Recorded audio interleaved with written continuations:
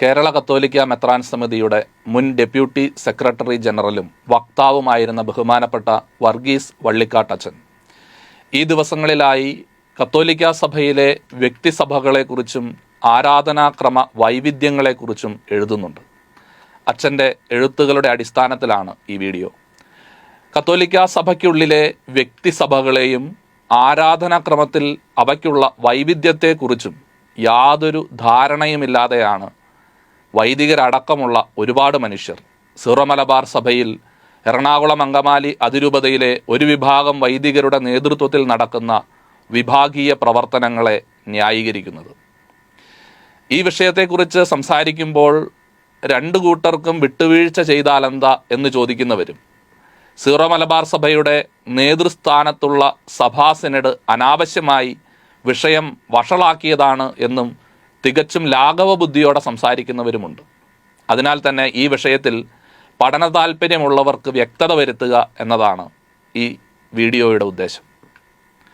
കത്തോലിക്ക സഭ 24 വ്യക്തിസഭകളുടെ ഇൻഡിവിജ്വൽ ചർച്ചസിൻ്റെ അല്ലെങ്കിൽ സ്വയംഭരണ സഭകളുടെ കൂട്ടായ്മയാണ്. ത്രിത്വൈക ദൈവത്തിലും കത്തോലിക്ക വിശ്വാസത്തിലും വ്യത്യാസങ്ങളില്ലാത്തപ്പോഴും ദൈവാരാധനയുടെ ക്രമത്തിൽ വിശ്വാസത്തിന് നൽകുന്ന ദൈവശാസ്ത്രപരമായ വ്യാഖ്യാനത്തിൽ സഭയുടെ ഭരണം നടത്തുന്ന കാനോനിക നടപടിക്രമങ്ങളിൽ 24 സഭകൾ തമ്മിലും വ്യത്യാസങ്ങളുണ്ട്. മറ്റൊരർത്ഥത്തിൽ ഒരേ വിശ്വാസം പങ്കിടുമ്പോഴും സ്വയംഭരണ സഭകളെ അല്ലെങ്കിൽ വ്യക്തിസഭകളെ തനതായി യുണീക്കായി നിലനിർത്തുന്നത് ഈ പറഞ്ഞ വ്യത്യസ്തതകളാണ്. ചിലപ്പോഴെങ്കിലും ചിലർ ചോദിക്കും, എന്തിനാണ് ഈ വ്യത്യസ്തതകളെ നിലനിർത്തുന്നത്? എല്ലാം ക്രിസ്തുവിൻ്റെ സഭയല്ലേ, എല്ലാ സഭകളും ഒന്നായിക്കൂടെ? ഇതിൻ്റെ ഉത്തരം വളരെ ശ്രദ്ധയോടെ മനസ്സിലാക്കണം. മിശിഹായുടെ അപ്പസ്തോലന്മാരിൽ നിന്നും അവരുടെ ശിഷ്യരിൽ നിന്നുമായി രൂപം കൊണ്ട 6 മഹത്തായ പാരമ്പര്യങ്ങളിലാണ് ഈ 24 സഭകളും അടിസ്ഥാനമിട്ടിരിക്കുന്നത്. അലക്സാണ്ട്രിയൻ പാരമ്പര്യത്തിൽ കോപ്റ്റിക് എത്യോപ്യൻ സഭകൾ നിലനിൽക്കുന്നു. അന്ത്യോക്യൻ പാരമ്പര്യത്തിലാണ് മാറോനൈറ്റ്, സിറിയക്, സീറോ മലങ്കര കത്തോലിക്ക സഭകളുള്ളത്. പുരാതന അർമേനിയയിൽ വേരുകളുള്ള അർമേനിയൻ പാരമ്പര്യത്തിൽ അർമേനിയൻ സഭ മാത്രമേ ഉള്ളൂ.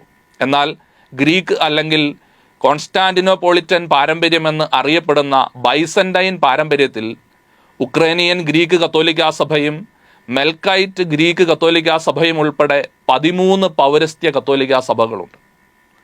സീറോ മലബാർ സഭയിലെ വിമതപക്ഷം കൽദായം എന്നാക്ഷേപിക്കുന്ന മെസപ്പൊട്ടോമിയയിൽ ഉത്ഭവിച്ച കൽദായ പാരമ്പര്യത്തിലാണ് കൽദായ കത്തോലിക്ക സഭയും സീറോ മലബാർ സഭയും നിലകൊള്ളുന്നത്. 6ാമത്തേത് ലോകമെമ്പാടും വ്യാപകമായി നിലവിലുള്ള റോമൻ പാരമ്പര്യമെന്നറിയപ്പെടുന്ന ഏക പാശ്ചാത്യ കത്തോലിക്ക പാരമ്പര്യമാണ്. ലാറ്റിൻ അല്ലെങ്കിൽ റോമൻ കത്തോലിക്ക സഭ എന്നാണ് ഈ പാരമ്പര്യം അറിയപ്പെടുന്നത്. ഈ 6 മഹത്തായ പാരമ്പര്യങ്ങളിൽ റോമൻ പാരമ്പര്യം ഉപയോഗിക്കുന്ന ലത്തീൻ സഭയും അന്ത്യോക്യൻ പാരമ്പര്യത്തിലുള്ള സീറോ മലങ്കര സഭയും കൽദായ പാരമ്പര്യത്തിലുള്ള സീറോ മലബാർ സഭയുമാണ് ഇന്ത്യയിലുള്ളത്. കൽദായ പാരമ്പര്യത്തിൽ രൂപം കൊള്ളുകയും ഇന്നും അതിൽ നിലനിൽക്കുകയും ചെയ്യുന്ന സീറോ മലബാർ സഭയിൽ കൽദായം എന്ന വാക്ക് വെറുക്കപ്പെട്ടതാക്കി മാറ്റുകയാണ് സഭാ പാരമ്പര്യത്തിലും ആരാധനാക്രമത്തിലും വേണ്ടത്ര ദൈവശാസ്ത്ര പരിശീലനം സിദ്ധിക്കാത്ത മുറിവൈദ്യന്മാർ ചെയ്യുന്നത്. ഇന്നലെ പെയ്ത മഴയിൽ കുരുത്ത തകരകൾ എന്ന പ്രയോഗമാണ് ഇവിടെ ഓർമ്മ വരിക. ആരാധനാക്രമത്തിൻ്റെ 6 പാരമ്പര്യങ്ങളും ആ പാരമ്പര്യങ്ങൾ ഉപയോഗിക്കുന്ന വ്യക്തിസഭകളിലാണ് ഇന്ന് നിലവിലിരിക്കുന്നത്. ആരാധനയുടെ 6 പ്രധാനപ്പെട്ട ഈ പാരമ്പര്യങ്ങളും നമുക്ക് ഈ സഭകളിൽ ദർശിക്കാൻ കഴിയുന്നത് ആരാധനാക്രമത്തിൻ്റെ ഗ്രന്ഥങ്ങൾ, അവയിലെ പ്രാർത്ഥനകൾ, ആചാരങ്ങൾ, ചടങ്ങുകൾ, അവയുടെ ഭാഗമായ സംഗീതം, കല, ഒപ്പം ആരാധനയുടെ ഭാഷ എന്നിവയിലൂടെയാണ്. ഇവയിലെല്ലാം ഈ മഹാപാരമ്പര്യങ്ങളിലൂടെ കൈമാറ്റം ചെയ്യപ്പെടുന്ന ദൈവവചനത്തിൻ്റെ വിശാല വ്യാഖ്യാനങ്ങൾ നമുക്ക് ലഭ്യമാണ്. സുവിശേഷങ്ങളിലോ അപ്പസ്തോലന്മാരുടെ കത്തുകളിലോ എഴുതപ്പെട്ടതിലും കൂടുതൽ മിശിഹാ രഹസ്യം അപ്പസ്തോലന്മാർ തങ്ങളുടെ സഭാ സമ്മേളനങ്ങളിൽ വ്യാഖ്യാനിച്ചിട്ടുണ്ട്.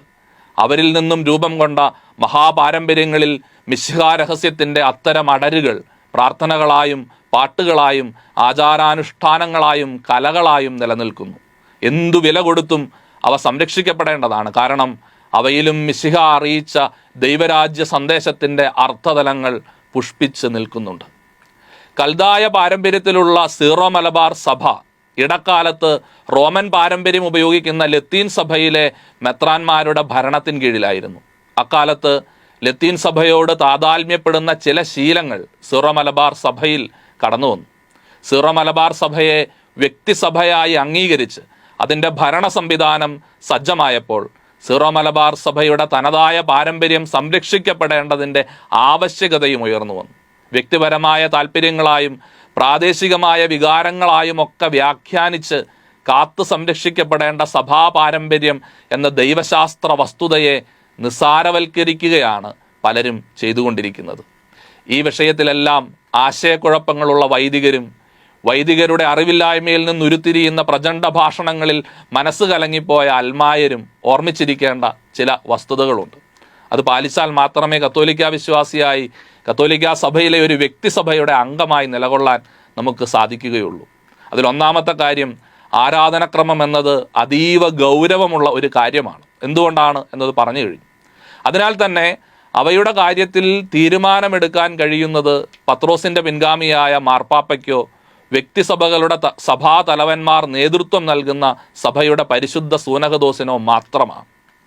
2, വിശ്വാസം, ധാർമ്മികത, ആരാധനക്രമം എന്നീ വിഷയങ്ങളെക്കുറിച്ച് ഒരു വ്യക്തിസഭയുടെ സിനഡ് ഔദ്യോഗികമായി പഠിപ്പിക്കുന്ന കാര്യങ്ങൾ വിശ്വസിക്കാനും പാലിക്കാനും ആ സഭയിലെ വിശ്വാസികൾ കടപ്പെട്ടിരിക്കുന്നു. ഇക്കാര്യത്തിൽ ആ സഭയിലെ വൈദികരുടെ ഉത്തരവാദിത്വം തുലോം ഗൗരവതരമാണ്. കാരണം വിശ്വാസത്തെയും ധാർമ്മികതയെയും സംബന്ധിച്ച് സഭ ഔദ്യോഗികമായി പഠിപ്പിക്കുന്നത് മനസ്സിലായില്ലെങ്കിൽ പോലും അത് അക്ഷരശ അനുസരിക്കുമെന്ന് ഏറ്റുപറഞ്ഞാണ് വൈദികൻ ആ സഭയിൽ തിരുപ്പട്ടം സ്വീകരിക്കുന്നത്. ഇതെല്ലാം മറന്ന് ഇത്തരം വിഷയങ്ങളെക്കുറിച്ച് അവജ്ഞയോടെ സംസാരിക്കുന്ന തലനരച്ച വൈദികർ പോലും എല്ലാ രൂപതകളിലുമുണ്ട് എന്നത് ഏറെ ലജ്ജാവഹമാണ്.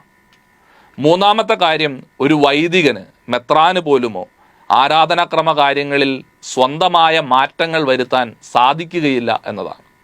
മെത്രാൻ തൻ്റെ രൂപതയിൽ താൻ അംഗമായിരിക്കുന്ന വ്യക്തിസഭയുടെ ആരാധനക്രമത്തിൻ്റെ സംരക്ഷകനാണ് എന്നതുകൊണ്ട് തന്നെ സഭാ സിനഡ് നിശ്ചയിച്ചിരിക്കുന്നതും സഭയുടെ പുരാതന പാരമ്പര്യത്തോട് കൂറുപുലർത്തുന്നതുമായ ഔദ്യോഗിക ആരാധനാക്രമവും അതിൽ നിഷ്കർഷിച്ചിരിക്കുന്ന ആചാര അനുഷ്ഠാനങ്ങളും മാത്രമേ ഉപയോഗിക്കാൻ പാടുള്ളൂ. ചുരുക്കത്തിൽ ആരാധനാക്രമത്തിൽ ഓരോ വ്യക്തിസഭയുടെയും പാരമ്പര്യമനുസരിച്ച് വകഭേദം അഥവാ വേരിയൻറ്റുകളുണ്ട്. മറ്റ് സഭകളിലെ ആരാധനാക്രമത്തിലെ വകഭേദങ്ങൾ വ്യക്തിപരമായി തനിക്കിഷ്ടമായതുകൊണ്ട് അത് തൻ്റെ സഭയുടെ ആരാധനയിൽ ഉപയോഗിക്കാമെന്ന് കരുതുന്നത് ആരാധനാക്രമത്തിലെ വ്യതിയാനം അഥവാ ഡീവിയേഷനാണ്. സീറോ മലബാർ സഭയ്ക്ക് തനതായ ഭരണ സംവിധാനം ഇല്ലാതിരുന്ന കാലത്ത് സഭ ഇത്തരം നിരവധി ലിറ്റർജിക്കൽ ഡീവിയേഷൻസിന് വിധേയപ്പെട്ടു പോയിട്ടുണ്ട്. അത്തരം ഡീവിയേഷൻസ് തിരുത്തുകയും സഭയുടെ തനതായ പാരമ്പര്യങ്ങൾ പുനഃസ്ഥാപിക്കുകയും ചെയ്യുക എന്നത് സഭയുടെ പാരമ്പര്യത്തോടും അതിൻ്റെ ആകമാന ചരിത്രത്തോടും നമുക്ക് പുലർത്താൻ കഴിയുന്ന ആഭിജാത്യമുള്ള നീതിയാണ്. വിമതരും സഭാംഗങ്ങളും പ്രാർത്ഥിക്കേണ്ടത് നോമ്പുകാല റംശയിലെ 3-ാം കാറോസുസായിലെ ഈ പ്രാർത്ഥനയാണ്. ഞങ്ങളുടെ കർത്താവേ, ഞങ്ങളുടെ ആയുസ്സിലെ എല്ലാ ദിവസവും രാവും പകലും ഞങ്ങൾക്ക് പാപരഹിതമായ ജീവിതവും അങ്ങയുടെ സഭയ്ക്ക് ശാശ്വതമായ സമാധാനവും ഞങ്ങൾ യാചിക്കുന്നു. ആമേൻ.